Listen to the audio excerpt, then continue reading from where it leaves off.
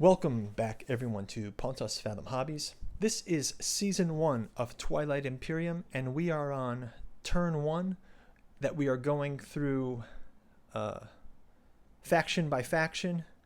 So the idea here is we're breaking up Turn 1 into 6 parts so we can do a deep dive on each of the races. So we've already done the Sardak Nor with their expansion. As you can see, we're playing the quick start rules. So we're trying to get everyone set up with 2 initial planets, one adjacent to the home world, and a second planet adjacent to any of the worlds that we already control, and with the ships to support that movement. So we've got that sort of set up. We will continue reading the backstory of Twilight Imperium, so we get the game kind of flavoring text. Then we'll deep dive into Barony of Letnev, our third faction that we will start to set up the quick start rules, and we'll read their backstory as well. Before we get into it, quick shout out to our sister channel, Pontus Fathom Press. 2 books series of the Quantum Locksmith saga, Dead Sons 11, Locksmith of Quanta, epic sci-fi, 11 heroes at the end of time, and a Doctor Who-like time traveler quantum policeman dandy who, following up on the events of the reboot of the universe, explores everything from Earth's past to ancient robot race from the first civilization of the universe to gray aliens to Giordano Bruno. So check these out. Awesome sci-fi interlaced with Earth's place in the cosmos.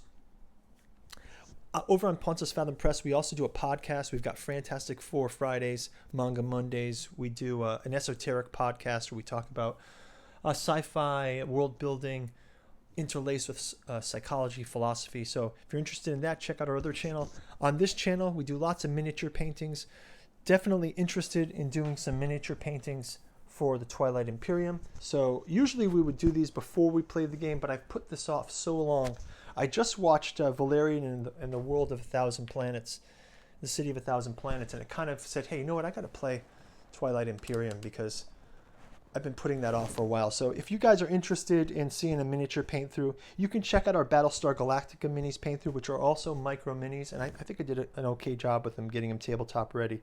But for now, we'll play with the raw pieces our first time on any of our games. So if you love miniature painting, lots of videos on our channel, as well as Battlestar Galactica, Eldritch Horror. We're getting into Joan of Arc, Cthulhu Wars, Conan. So go check out our gameplays, Dune, Dune Gale Force 9, and Dune Imperium. Let's read a little bit more backstory. So where we left off, it was the Twilight, Age of Twilight. The Letnev and Sol races had started a civil war. As race fought race, 1,000 territorial dispatches erupted over the few years. The Laznak desperately sought to assert their authority. Holding together a crumbling empire, Lazak fleets fought across the galaxy. The final days of the Lazak began in the 73rd year of the war. Wow, 73 years war. Without warning, the alliance of Sol, Nor, and Hakun attacked the Metacol Rex itself. Of all the planets in the galaxy, no planet was more war-torn than Metacol Rex. Over the course of a few years, the planet's ecology was ravaged by bombardments, its population decimated, and its green fields blasted into a toxic wasteland. The last Lazak emperor and his entire family were executed during the early Sol incursion, and no successor was named. Whoa, so Sol takes some initial attacks in that version of the history. But we're making our own version of the history, and what we'll do is we're going to jump into the Barony of Letnev here. We'll grab our 2 tokens aside. We've got our secret objectives. We've got our starting technology, which is a Hylar 5 assault laser and an anti-mass deflector. And we've got our various tokens, which I will move off of this. We also have our first 2 planets, which is Arc Prime. Arc Prime has been mentioned in the backstory, and we'll go more into those in detail as we go to the subsequent turns. Right now, let's get into the backstory of the Barony of Letnev. You can see the cover art here looks pretty cool. Let's learn a little bit more about the Barony of Letnev. They were key in the backstory story, so let's see some more things about their backstory. The Barony of Letnev. In the vast blackness of space lies cold, hard Arc Prime. Its system has no central star, and Arc Prime's lack of a defined orbit has been a mystery for scientists for millennia. It is a common jest that Arc Prime is simply afloat in space, and that only the Letnev disdain for the rest of the galaxy protects it from a fatal collision.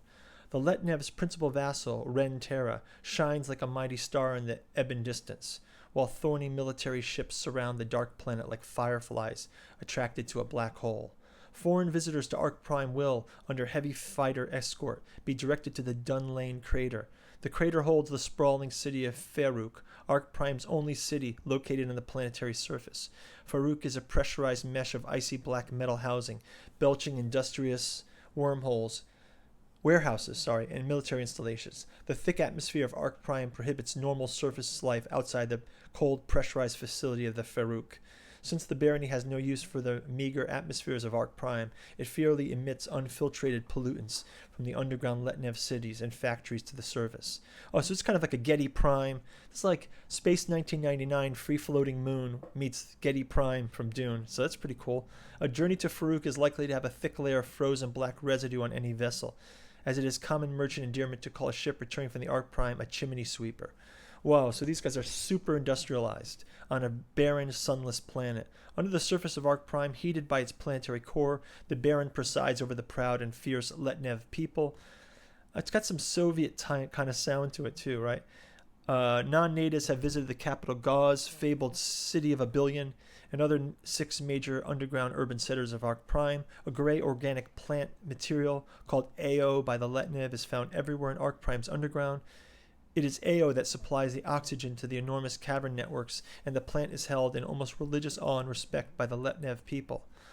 Although tens of thousands of moist fungus caves are farmed by an army of intelligent machines, the Letnev's greatest weakness has always been a shortage of food, liquid medicines, and essential vitamins. The ancient Lazak kept the aggressive race in check by maintaining strict control of the Letnev food supplies and trade. Well, that's got a Dune vibe to it. Although the time of the Lazak Empire, the Letnev had 2 unsuccessful rebellions against the Imperium. Their history of dissension justified a constant imperial oversight of Arc Prime and its people. The Letnev blockade of the Quan wormhole at the end of the Age of Dusk was started to protest over the Lazak sanctions and supervision. It was the Quan conflict that ignited the Twilight Wars and the final downfall of the Empire. After Ren Terra was annexed by the Letnev during the later years of the Age of Dusk, their colonies had been primarily occupied with growing and supplying food from the population of Arc Prime. Foreign trade with the Letnev consists mainly of foodstuffs, for which merchants retrieve metals, weapons, and the sharp Saimoak, strong crystals used in mining operations across the galaxy. The Baron keeps order by maintaining a strict bureaucracy, discipline, and an elitist military culture that brings the strongest and smartest directly under his control. The planet Letnev, despise light and will often wear protective headgear when visiting other worlds with bright sunlight. Oh, so they like the dark. Wow. The legendary Letnev troops are only surpassed in brute strength by the Teklar Nor, elite soldiers from distant Kinara. When the new awakening of ambitions among the great races, the resurgence of interstellar commerce, and the recent momentum of the Galactic Council, the Baron has secretly been preparing to lead his people to final dominance. Baron Daz MCL Werkan III has only one ambition: to become emperor at any cost. Wow, the Barony of Letnev. Very interesting backstory, gives us a great feel. Let's place these guys. So we've got our 2 expansion tokens. Because there's the wormhole in the story, let's have them move out toward the wormhole. I will kind of give them the Urtiv 4 and the Torcan. Let's have them move like that. We'll place their fighter here. We will have a Arc Prime and Ren Terra seem to be both populated. We'll have Urdva 4, and we'll place the cruiser here, and we also have another one. Let's put that also on this planet. So we've got 5. Let's just have them move like that. We can place the space station and Arc Prime here. I think that gives us that gets us set up pretty well. Okay, so a few other points from Letnev 4.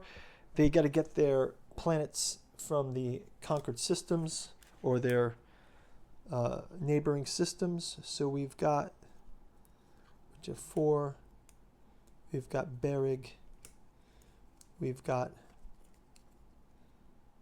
Torkan, and we've got Tekron. We'll read through these on subsequent turns. There's only so much we can read in a turn, so I think we're kind of trying to give it the full respect that it's due. They also have Hylar 5 assault lasers to start off with and anti-mass deflectors, so we'll give them that. We'll set up their fleet card, trade contracts. We'll get their tokens back on their board, and okay, so that's going to wrap it up for setup for the Barony of Letnev. We'll be back in our continuation of turn 1. Next time we will go deep dive into the Federation of Soul, also called out in the backstory. So Federation of Soul, we'll get their character sheet out on the board, and we'll see you in the next turn. So thanks a lot for watching. Check out the next segment of Federation of Soul turn 1, and we'll talk to you guys later. Bye-bye.